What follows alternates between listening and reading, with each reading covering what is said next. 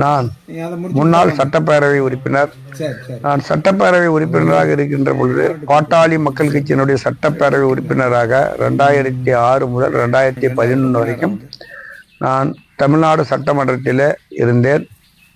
இப்பொழுது அனைத்து இந்திய அண்ணா திராவிட முன்னேற்ற கழகத்தில் எடப்பாடியார் அவர்களுடன் பணியாற்றி வருகின்றேன். நான் வன்னியர் சங்க காலத்திலிருந்து பாட்டாளி மக்கள் கட்சியில் இருந்தவன். இப்போ புதிதாக பாட்டாளி மக்கள் கட்சிக்கு வந்தவர்கள் அருள் போன்றவர்கள், அருளெல்லாம் ஆதாயத்திற்காக வந்த ஒரு நபர், ஆதாயம் தேடுவதற்காக சின்னையா அவர்களிடம் அப்படியே பணியாற்றி வந்து சட்டமன்ற உறுப்பினராகி மமதையில் இருக்கின்றார். அதனால தான் அவருடைய கூட இருக்கிற நபர்களை வைத்து நான் ஐயாவும் தற்போது இருக்கின்ற சூழ்நிலையில் ஐயாவும் சின்னையாவும் ஒற்றுமையுடன் இருக்க வேண்டும். இதற்கு எடப்பாடியினுடைய முன்னாள் சட்டமன்ற பேரவையினுடைய உறுப்பினர் என்ற முறையில் நான் அருள் அவர்களையும் ஜி.கே. மணி அவர்களையும் நீங்கள் 2 பேரும் வந்து இந்த குடும்பத்தை பிரித்து விட்டீர்கள், அதனால் ஒன்று சேர்த்து வையுங்கள் என்று கொடுத்த ஒரு பேட்டியின் காரணமாக ஜி.கே. மணி மற்றும் அருளினுடைய தூண்டுதல் பேரில் என் மேலே வந்து உடனே கண்ணீர் அஞ்சலி சமூக வலைதளங்களில் பரவியதுனால நான் தற்பொழுது காக்காபாளையம் காவல் நிலையத்தில் அருள் மீது வந்து நான் வழக்கு கொடுத்துள்ளேன்.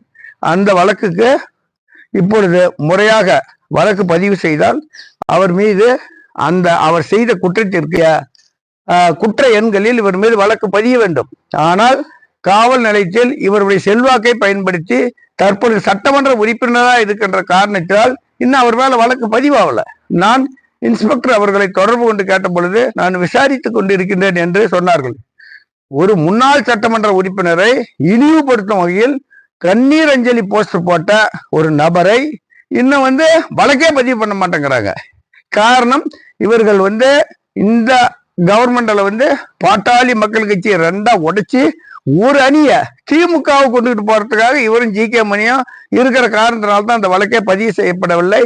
அது மட்டும் அல்லாமல் இப்பொழுது இன்னைக்கு நான் கேட்டேன், இப்போ வந்து இது மாதிரி வந்து நீ வந்து அருள் என்கிட்ட பேசுறேன், நீ பதிவு பண்றதா இருந்தாலும் பண்ணுவா, பண்ணிக்கிட்டு போ அப்படின்னு சொன்ன போதே என்னங்கிறாருன்னா, இல்லைண்ணா சின்னவர் மருத்துவர் சின்னையா அவங்ககிட்ட பணம் கொண்டு வந்து கொடுத்தாராமே அப்படின்னாரு. எதுக்கு எனக்கு பணம் கொடுப்பாங்கன்னு?